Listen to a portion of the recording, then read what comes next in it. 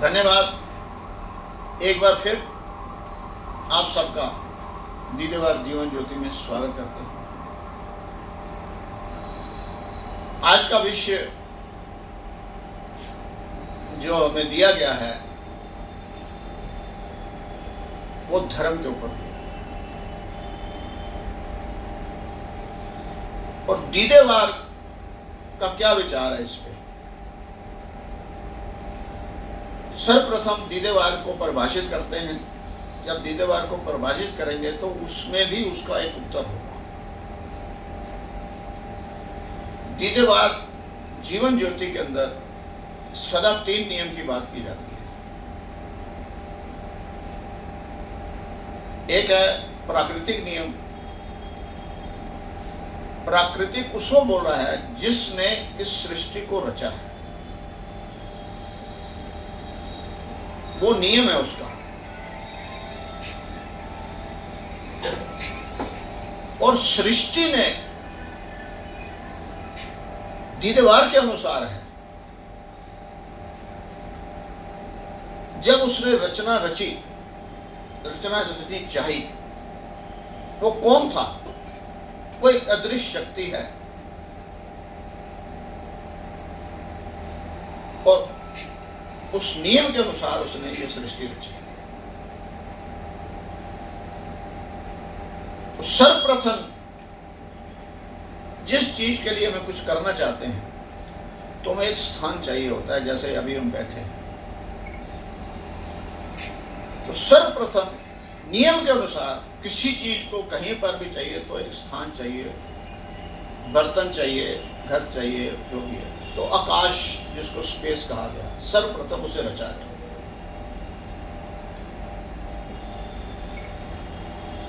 अब आकाश रच दिया गया तो आकाश को कैसे भरना है? तो उसमें अलग अलग प्रकार के ग्रह और नक्षत्र बनाए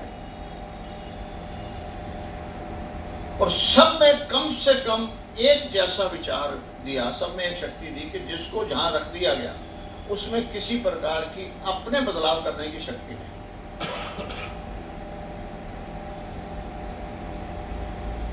जब वो रचे गए तो उसमें बदलाव करने की शक्ति नहीं, हलचल नहीं।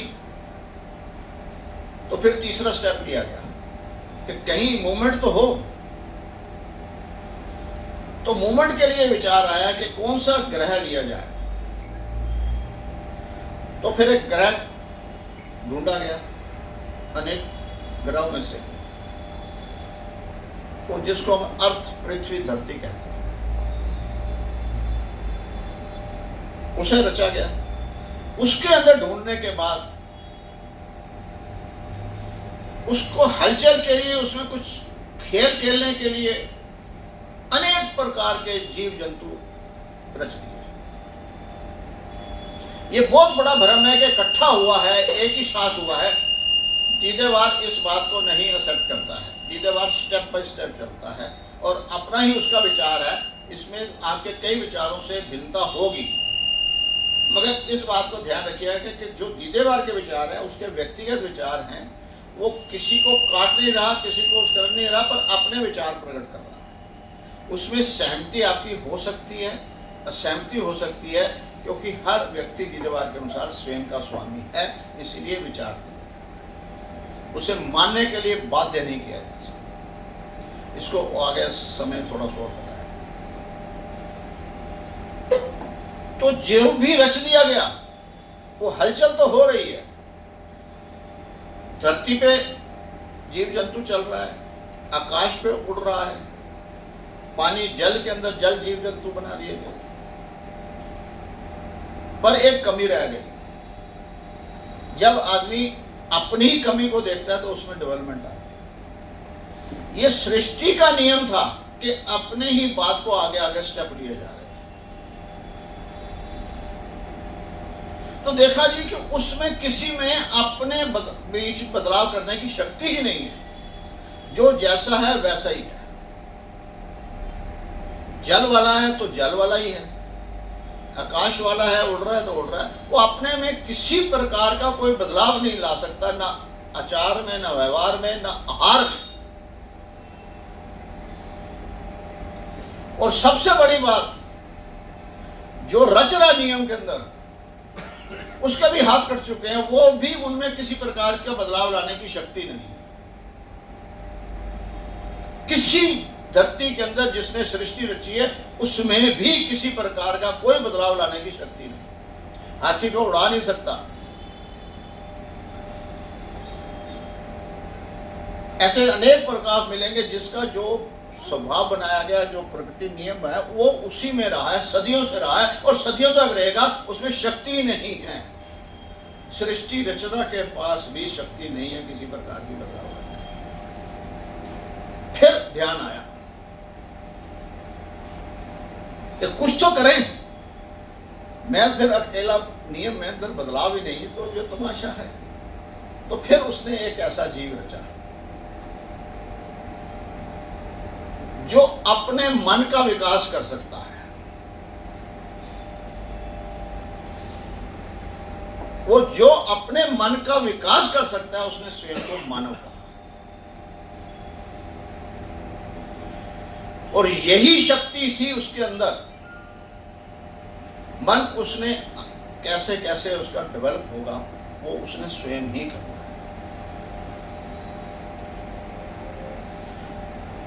और जब मन डेवलप हो रहा था तो हलचल हो गई, भीतर बहुत हलचल हो गई, क्योंकि उसके अंदर मन विकास करते करते उसमें एक बुद्धि भी दी गई थी। बुद्धि का विकास हो गया और बुद्धि और मन में टकराव होने लगा और खुद घबरा गया, डर गया। ये क्या हो रहा है? बाकी सब वैसे ही वैसे हैं, पर मेरे पीछे हलचल हो गई। वो डर, उसने अपने डर से डर कर अपने मन द्वारा अपना एक इष्ट बना लिया। वो एक शक्ति को उजागर कर दिया और सभी के मन ने अपने अपना इष्ट बना लिया। वो मनुष्य बन गया मन से। किसी एक के मन ने अपना बैसाखी के रूप में इष्ट बनाया, किसी दूसरे ने अपने मन द्वारा एक इष्ट बनाया। ये मानव ने अपने मन द्वारा इष्ट बनाया है। इष्ट किसी और शक्ति ने इष्ट नहीं बनाया। इस बात पे हमें अपना ध्यान। अब इष्ट बन गया तो दूसरे मानव को कैसे पता लगे कि ये क्या है? सारे अपने अपनी ढकली, अपना अपना राग हो रहा है, किसी को कुछ कह नहीं रहा। तो उस मानव ने जिसने अपना इष्ट रचा बनाया अपनी सुविधा के लिए, वैसाखी के रूप के अंदर, डर खौफ हो जाए तो मेरे पास ऐसी शक्ति है, मुझे ये बचा लेगी, सिर्फ अपने आप को तसल्ली देने। और जिसने उस बनाए हुए इष्ट को अच्छे ढंग से व्यक्त कर दिया, समझा पाया, तो वो व्यक्ति बन गया, वो व्यक्ति कहलाया। और जिसने अपने इष्ट को बहुत अच्छे ढंग से, प्रभावित ढंग से, व्यवहारिक ढंग से, भाषा के ढंग से, नम्रता के तरीके से उसको समझाया, तो बहुत मानव उनके साथ सहमति हो, तो वो उसके पीछे चलने शुरू। ये सहमति संप्रदाय बन गया और समय समय में बदलाव आता है और बाद में ये धर्म में कन्वर्ट। मगर ये बात ना तो किसी सृष्टि रचयिता ने बनाई है, ना कुछ नहीं। और यहां पर क्या बात थी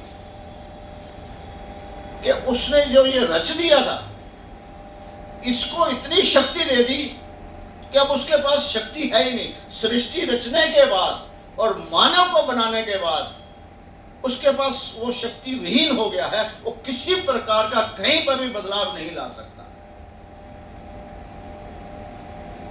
और सृष्टि मानव के आने के बाद, अस्तित्व के आने के बाद, प्रकृति में या सृष्टि में जो भी बदलाव हो रहा है वो मानव द्वारा हो रहा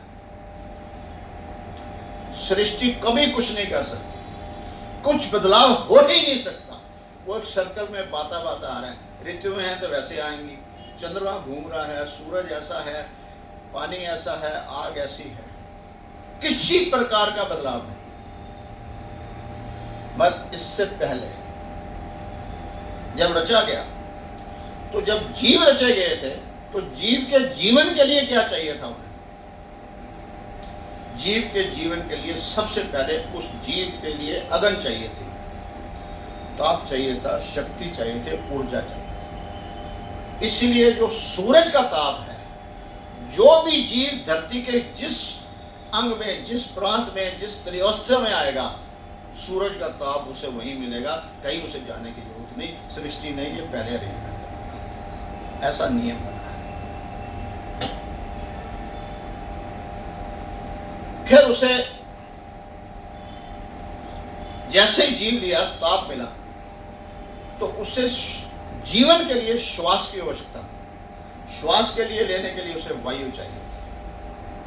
तो जो जीव जल में है, थल में है, आकाश में है, चाहे वो मानव है या नहीं है, उसको उसी जगह, उसी स्थान पर वायु मिलेगी, कहीं उसे जाने की जरूरत नहीं। यह तीसरी तत्व हो गया। अब उसके अंदर एक बदलाव है। उसके अंदर, हर जीव के अंदर दो चीजें दी गई उसको चलने के लिए। उसे प्यास दी गई, अंदर से उसे आती है। तो उसके अंदर जब प्यास आएगी, उसे जल भी वही मिलेगा, बरसात के रूप में, समुद्र के रूप में, झरने के रूप में। उसे कहीं भी जाने की जरूरत नहीं है, किसी भी जीव, उसे वही पूरी। और उसके अंदर उसने भूख भी पैदा करी, तो भूख के लिए भी उसे वही आहार मिला, वनस्पति मिली, जैसे हमने मिट्टी का। तो चार जरूरतें जीव के जीवन के लिए थी, जो सृष्टि के नियम अनुसार उसे उसके आगमन से पहले उसे वहां पर प्रोवाइड किया। तो ये बहुत बड़ी भूल है कि ये शरीर से 5 तत्वों का बना है। ये झूठ है, झूठ है, झूठ है। ये हर जीव की 4 जरूरतें जीवन के लिए जो पहले प्रोवाइड करी गई थी। और आकाश जरूरत थी सृष्टि रचयिता के नियम के अनुसार, और 4 आवश्यकताएं जीवन के हर जीव के लिए आवश्यकता है। जैसे ही उसके अंदर जीव वो उससे निकल जाता है, तो उसको शरीर की 4 आवश्यकताएं खत्म हो जाती, वो कहीं विलीन नहीं होता, वहीं का वहीं रहता है। वो जीव निकला और वो शरीर निर्जीव हो गया, उसकी ये 4 आवश्यकताएं खत्म हो गई। अगन, पानी, प्यास, भूख और जल, ये वायु, जो उसके चारों के 4 आवश्यकता खत्म हो गई हैं, मगर वो कहीं गया नहीं, वहीं पड़ा है। ये बहुत बड़ा हमें गलत संदेश दिया जा रहा है, जीव चारों में विलीन हो गया। कभी विलीन नहीं हो सकता। और उस शरीर को विलीन होने के लिए इन चारों में से एक चूज करना होगा। कोई और रास्ता ही नहीं है शरीर को विलीन करने का। किसी ने बालक अवस्था थी, या बहुत उसको सम्मानजनक दिया गया, उसे जल प्रवाह किया गया, जल के माध्यम से उस शरीर को भेजा गया। किसी को वायु थी तो उसे टांग दिया गया, वायु में, हवा में टांग दो। और किसी ने मिट्टी के अंदर था तो मिट्टी में दे दिया गया उसे। हमने इसका भोजन लिया है। ये 3 चीजें जो थी, जल, वायु और पृथ्वी, इन तीनों का विसर्जन करें या दमन करें या भेंट करें, धरती को भेंट कर दें, उस शरीर मांस को मांस ही खत्म करेगा, दूसरा कोई रास्ता नहीं। ये शरीर मांस बना है, और इसको जल के अंदर भी मांस खत्म करेगा, वायु के अंदर भी मांस खत्म करेगा, धरती के अंदर भी मांस खत्म करेगा। कोई रास्ता है नहीं मगर हमारी भारतीय संस्कृति के अंदर। कुछ ऐसे विचारक आए जिन्होंने मांस खाने के ऊपर अपना अलग तरीके से व्यक्तित्व दिया। तो बहुत बड़ा समूह उनसे प्रभावित हुआ और आज भी है। सो मांस खाने पे परहेज किया। हम मांस खाने से परहेज करें, इसे मांस ना खाए, इसलिए हमने उसे अगन भेंट किया। ये बहुत बड़ा भ्रम है कि दफना देंगे, अगन देंगे, हम ये हो जाएंगे, वो हो जाएंगे। ये प्रकृति नियम है और कोई रास्ता ही नहीं है किसी मानव या किसी जीव को देने के। तो हमने अगन भेंट भारतीय संस्कृति में इसलिए, मगर कोई मांस के लिए जा रहा है, इसमें व्यक्तिगत आपको विचारक है, इसमें कोई पुण्य पाप या ऐसा मतभेद होना नहीं चाहिए। और यही मतभेद जो था, मन का भेद था, जो आज मतभेद है। मेरे मन ने एक इष्ट बनाया, आपके मन ने एक इष्ट बनाया। ये मन भेद जो था वो समय ने आपके मत भेद। और धीरेवाद धर्म को नहीं, धार्मिकता को मानता है। धार्मिकता क्या है? धार्मिकता है प्यास और धर्म है भोजन, भूख।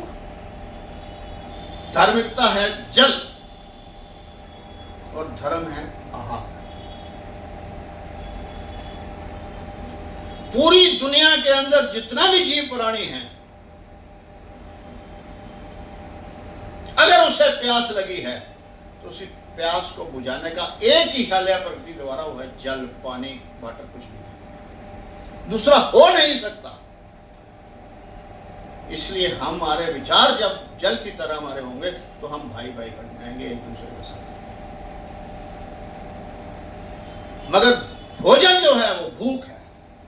भूख के प्रकृति ने इतने व्यंजन बनाए हैं, इसलिए हमारे भोजन में फर्क है, हमारे विचार में फर्क है। तो हमें कौन सा डिसीजन लेना है?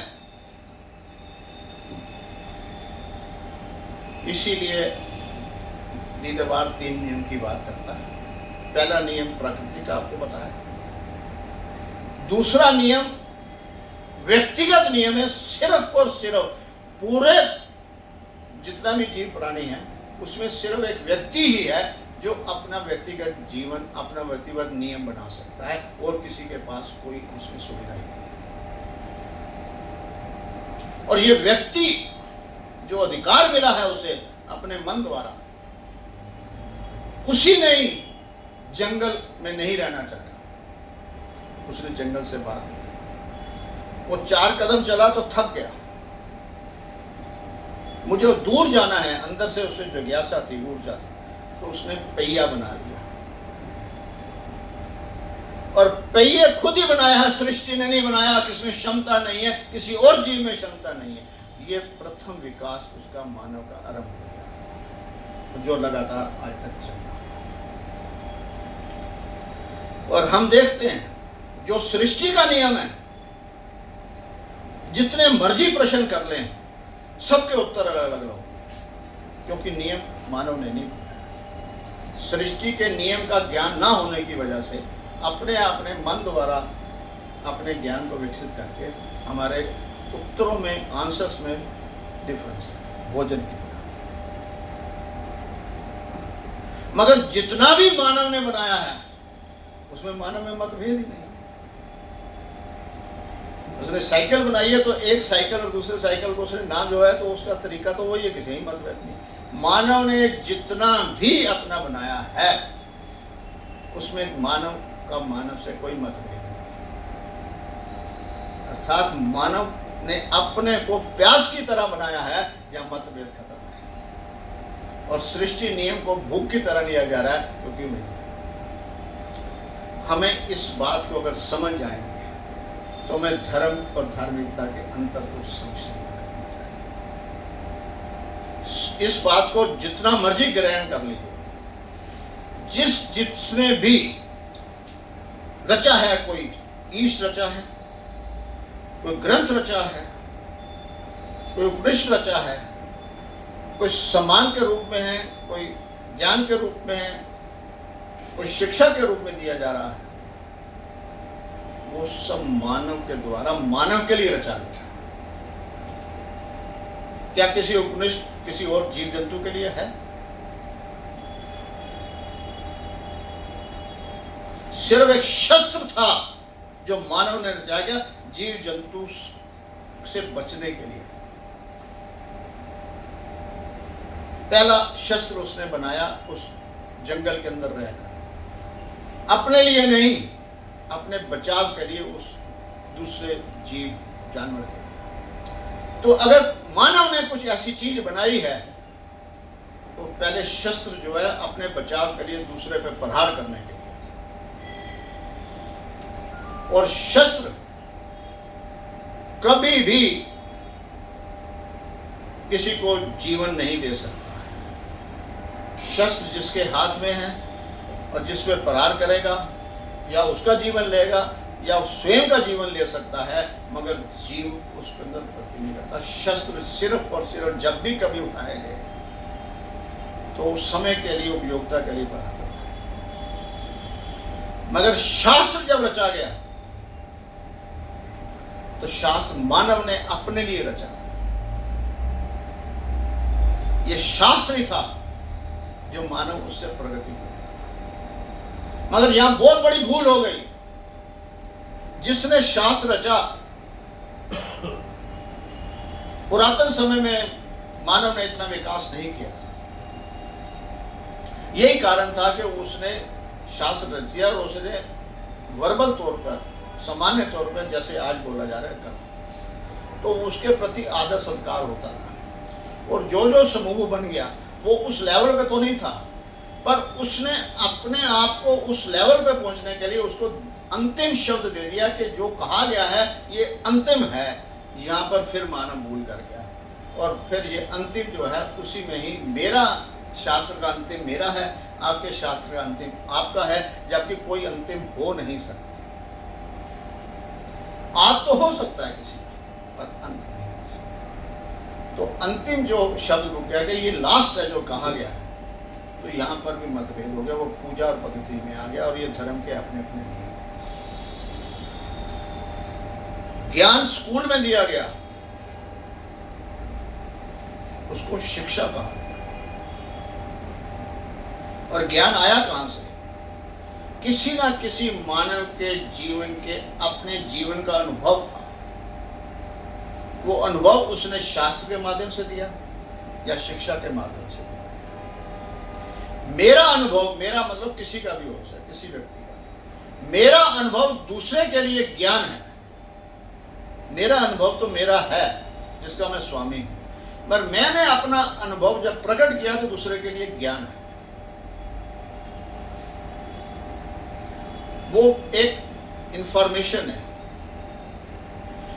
और ज्ञान कभी भी किसी का स्वार्थ, किसी का लाभ नहीं कर सकता। ज्ञान सिर्फ ज्ञान है, वो किसी को कुछ नहीं कर सकता।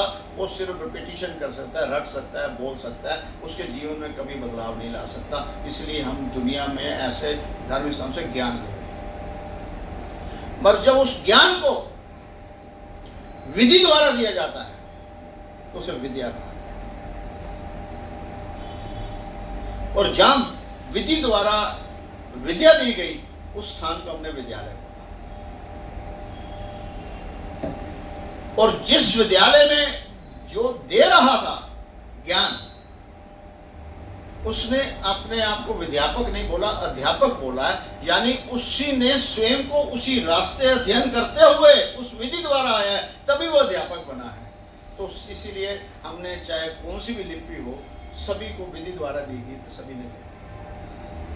मगर हमारे धर्म स्थानों में ऐसी कोई विधि नहीं, किसी ने अध्ययन नहीं करा, और उन्होंने भ्रमित कर दिया अध्यात्म को किसी और के बारे में बताने में, जबकि अध्यात्म स्वयं के अध्ययन के ऊपर था। दीदेवाद इसी को कहते हैं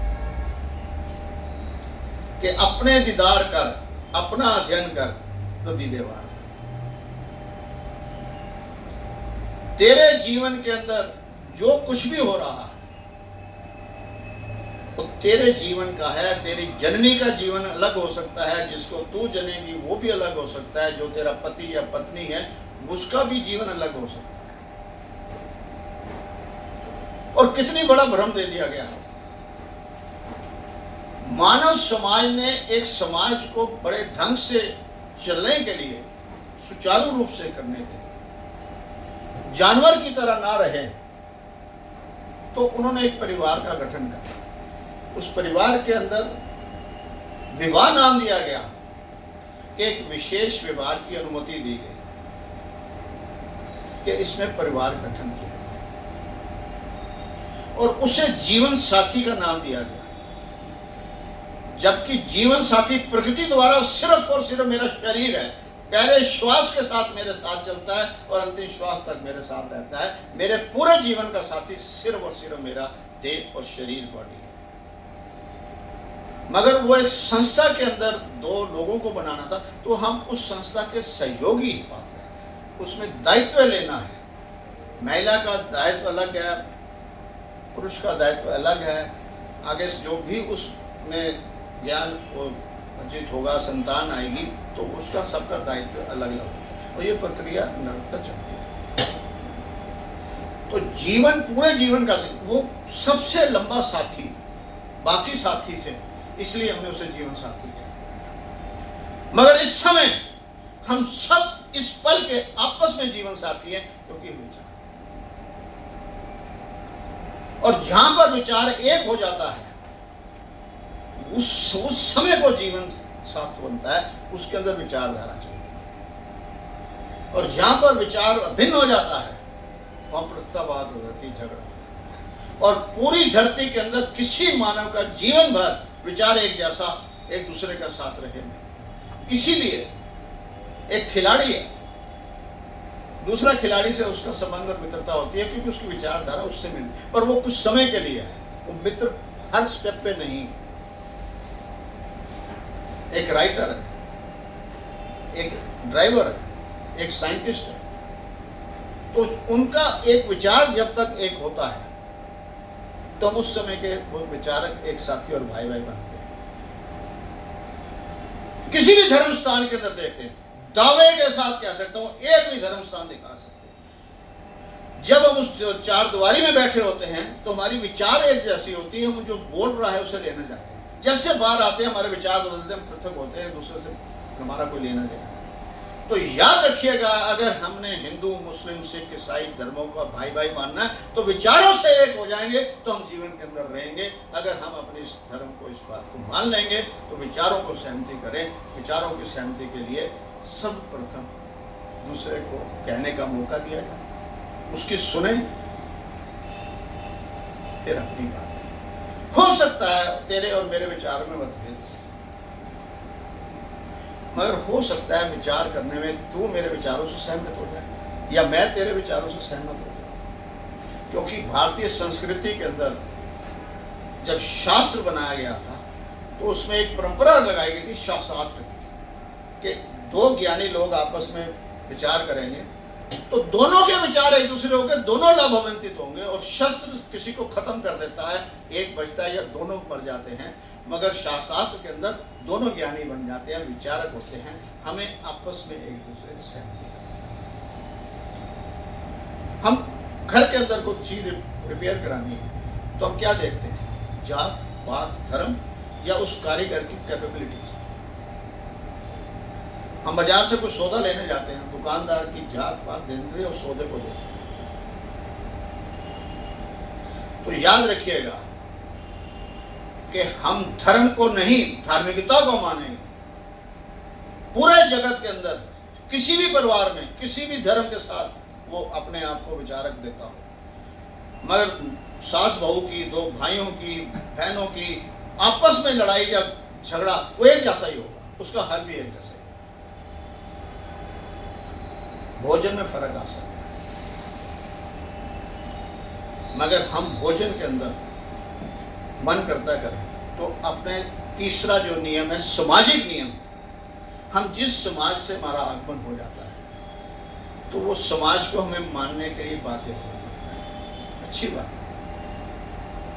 तो हम उस समाज के हिसाब से, जब समाज का हिस्सा बने तो उस समाज के हिसाब से समय करें। जब उस समाज की प्रकृति में अलग हो जाए तो फिर व्यक्तिगत नियम में खान पान आपका अपना है, किसी और थोपे वो पे नहीं करेंगे, तो हम आज़ाद रहेंगे, स्वयं का स्वामी बनेंगे। मेरे भीतर मेरे धर्म ये बोल रहा है तो मैं करना तो चाहता हूँ, तो वो बीमार हो जाता है, फिर कई तौर की परेशानियाँ, वो विषय अलग हो जाएगा। तो मैं अपने आप को अपना स्वामी बनूँ। तो 3 नियम जो हैं, प्राकृतिक नियम, मानव का व्यक्तिगत नियम और मानव द्वारा ही बनाया हुआ एक समाज। तो जिस समाज में हम जाते हैं तो उस समय उस समाज का नियम माने, या अपने अंदर उस समाज से उठने की इतनी ऊर्जा पैदा करें कि अपने विचार दे पाए, आपके विचारों से भी आप समाज को सहमत कर पाए। तो ये व्यक्तिगत नियम से ही समाज बना है। समाज को अपने व्यक्तिगत नियमों पे हावी ना होने दें और अपने व्यक्तिगत नियम को समाज पे हावी ना करें, विचारों से दें, विचारक बने दीदेवार इस बात को। इन चीजों को अगर हम देखेंगे तो हम अपनी क्षमता को देखेंगे। बाहर से हमें जो इन्फॉर्मेशन मिलती है, और आज तो मानव की प्रगति इतनी है कि बाल्यावस्था में भी ऐसी मतलब मानसिक रूप से वो तैयार नहीं है, मगर इन्फॉर्मेशन उसे इतनी मिलती है। तो आज के हमारे जो सीनियर लोग हैं उनका दायित्व समाज के प्रति और आने वाली जनरेशन के प्रति कई गुना बढ़ गया है, और हमें उसमें सजग होना चाहिए। दीदेवार इसमें अपना सहयोग दे रहा है और आप सबको भी आह्वान करता है कि अगर आप इन विचारों में सहमत हैं तो आप इससे जुड़ें और किसी भी प्रकार का जो प्रश्न हो बेझिझक कर सके। आनंद आनंद आनंद। बंद कर दो।